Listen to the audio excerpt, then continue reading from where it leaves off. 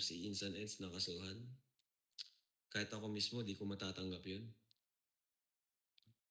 Mahirap tanggapin yun na alam ko kasi ang istorya. Alam ko din yung simula, no? Alam ko yung sakripisyo. Si Insan, alam ko yung sakripisyo niyan. Tapos bandang huli, ganito lang yung maano niya, matatanggap.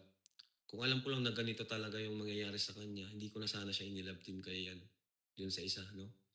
Kung alam ko lang na ganito yung mangyayari. Ito na yung pinakamalalang nangyayari talaga sa kanya. Di ba? Mabait si Insan. Grabe. Di ba?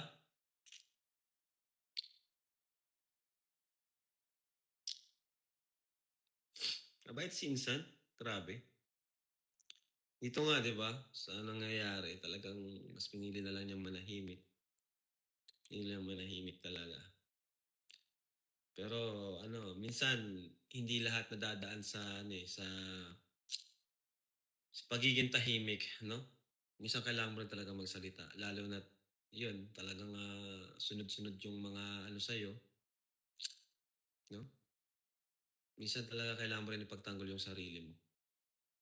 So, yan, hintayin natin si Eds. Pero pag nagsalita yan si Eds, sigurado. Pag magsalita yan si Insan, no? Alam niyo mga kalingap, pag mababait, mahirap magalit ang mga yan. Diba? Pero mas pinipili niya ng ganito, ng maayos sa paraang walang stress, walang kasuhan. Yun talaga ang wino-workout ni Eds, di ba? Kahit nga napagsabihan na siya nung, di ba, below the belt na yun. Sinabi sa kanya, no? Pero mas pinili pa rin niyang ayusin. Mas pinili pa rin niyang ayusin. Pero sa totoo lang, grabe talagang niya, binaba niya yung pride niya, di ba? Para kausapin pa. Okay, pero si Eds, sinsa naman ang makakapag-design niya kung anong pwede niyang gawin. Nasa sa kanya naman yan. Pero sabi ko nga, minsan talaga may mga pagkakataon na kailangan din nating ipagtanggol yung sarili natin. Diba? Kasi diyan tayo naabuso. Kapag tahimik tayo, minsan nakala kasi nila okay lang sa kanila na binabanatan tayo. Diba? Oo talaga. Si Insan ngayon, talagang stress si Insan ngayon. Kasi kahit si tita nakakausap ko. Talagang di daw makausap ng maayos, no? Di kasi sanay si Insan sa ganito eh. Sa mga ganyang kaso-kaso.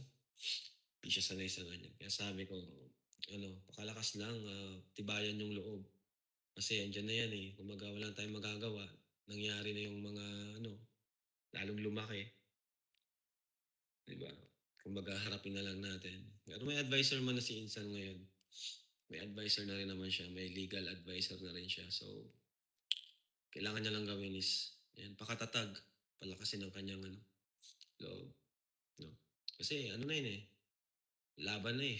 Kung totoo man na nakasuhan siya, wala na tayong magagawa doon. Hintayin na lang yung no? At pag-isipan yung mga bawat galaw. Diba? Pero kung totoo man na nakasuhan siya, grabe na yun. Ibang na yun, ibang usapan na yun. Ibang usapan na yun. Kung sa kabila ng mga nangyari, di ba? Anyway, di naman natin alam kung natuloy ba yun. Kasi ko lang din naman eh. Bali-balita.